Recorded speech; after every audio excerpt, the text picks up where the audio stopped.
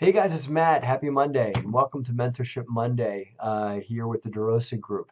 If you guys have real estate questions, you want to email to us at helpme@derosagroup.com. That is helpme@derosagroup.com, and we will answer them right here on the YouTube page for you and everyone else to learn a bit from. So today's question comes in from Eric, who's hitting us up from St. John in New Brunswick province in Canada. So yet another Canadian. Thank you.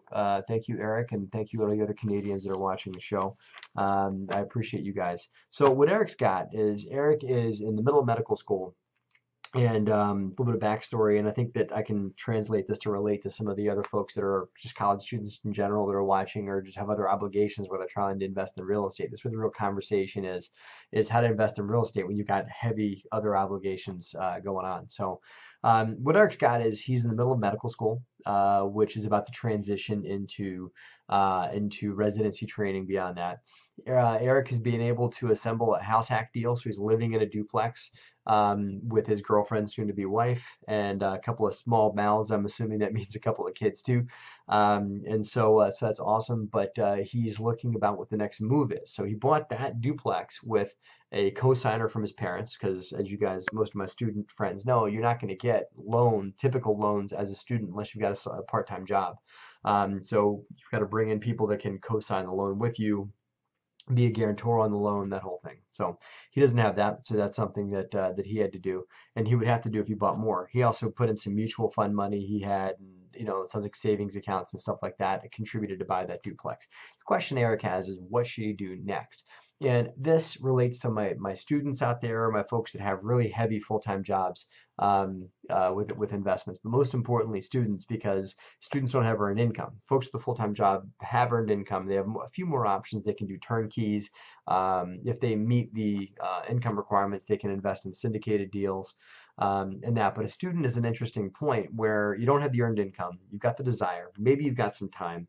And that. So I typically recommend to my students students that are that are getting educated right now in their life, to get into wholesaling, to get into assisting somebody with a fix and flip, to get into perhaps managing real estate for others, and so offering services to other people or doing things that don't require a ton of cash out of pocket or a ton of credit, and that's like wholesaling and those other things, right?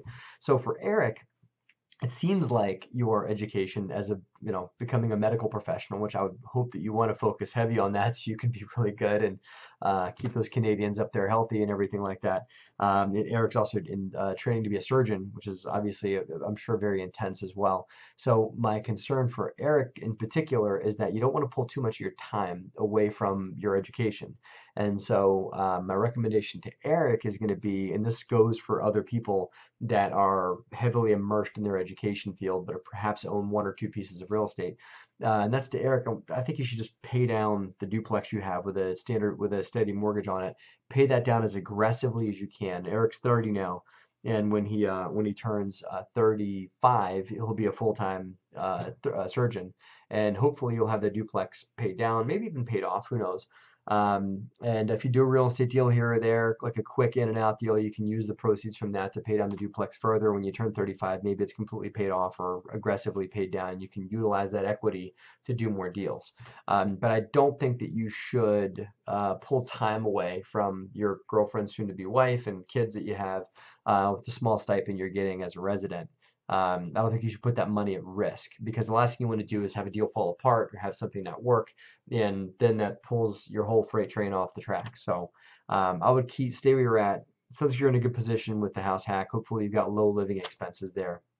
So that's that. House hacks, by the way, are a great way for students or people that are just getting started to cover their housing and build their first investment up there. So, Eric, I hope that helps. Good luck to you, and I hope you become a great, awesome surgeon one day up there in Canada. And then you can really hit it hard and take some of your equity and start putting into some passive stuff and expand out from there. So Eric, thank you, and thank you guys for watching. Again, it's helpme@derosagroup.com if you guys have questions. That's helpme@derosagroup.com if you guys have real estate questions for us to answer. If you're interested in hearing about more things the DeRosa Group's up to, feel free to subscribe to our newsletter. That's in a link up the top. And as always, guys, I appreciate you and thank you for watching, and have a great and profitable week.